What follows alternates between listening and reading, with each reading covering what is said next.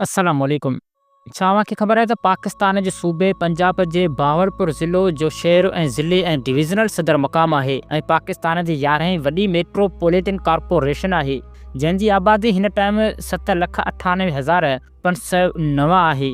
पर छावा खे ख़बर आहे सन 1749 ईस्वी ते मोहम्मद बावल ख़ान सिंधु नदीअ जे उभरंदे किनारे ते बहावलपुर शहर जो संग बुनियाद रखियो, जेको रियासत बहावलपुर जे गादीअ जो शहर बणियो।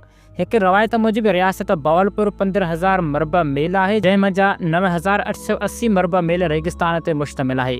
ऐं ॿी रवायत मूजिब रियासत बहावलपुर जी एराज़ी 46,000 मरबा किलोमीटर है। पहिरें हवाले मूजिब अञा रियासत बहावलपुर वधंदड़ हुई ऐं ॿिए हवाले मूजिब उन जी आख़िरी वसायत मज़कूर एराज़ीअ ते पहुची चुकी हुई। 1891 ईस्वी जी आदमशुमारी मूजिब उन जी आबादी 6,48,900 आहे। उन वक़्तु रियासत जी आमदनी 16 लख रुपया हुई। रियासत जो अहम शहर बहावलपुर संदसि सदर मक़ाम अथसि। थोरे अरसे में दाऊद पुटन पंहिंजे शुजात ऐं आला कारनामनि जे बदिले में वॾी रियासत पैदा करे वरिती ऐं दरिया खां नहरूं कढराए बंजर ऐं वीरान इलाइक़नि खे सरसब्ज़ बणाए छॾियो। रियासत बहावलपुर में अॼु जेके नंढा वॾा शहर नज़र अचनि था, उहे सभु दाऊद पुटन जा आबाद कयल आहिनि। उन्हनि खे बाद में केतिरनि ई वक़्तनि ते नाज़ुक हालतुनि खे मुंहुं ॾियणो पियो, लेकिन उन्हनि हिमत न हारी, जेतोणीकि उन्हनि जो मौजूदा सिंध सां तालुक़ु न रहियो।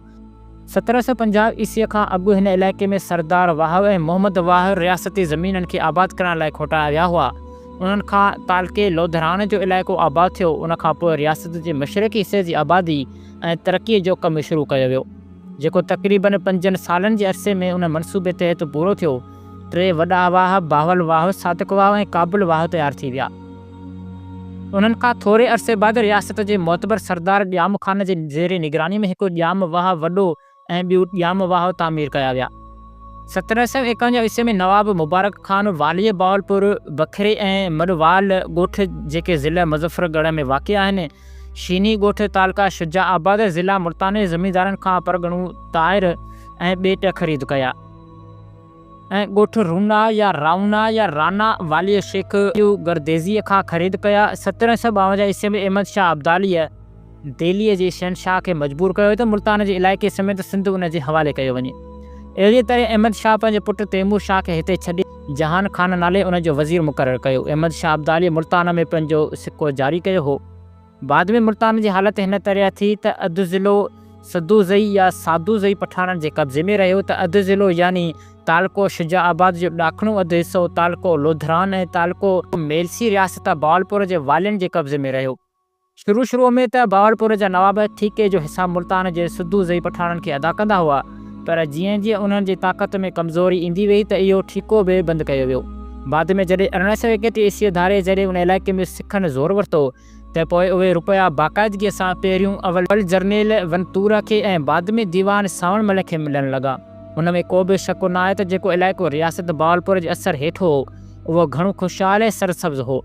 बाक़ी पठाणनि वारो इलाइक़ो रोज़ बरोज़ मिलण ऐं फ़सादनि जे नतीजे में घणे क़दुरु गैर आबाद ऐं बेरोनक थी रहियो हो।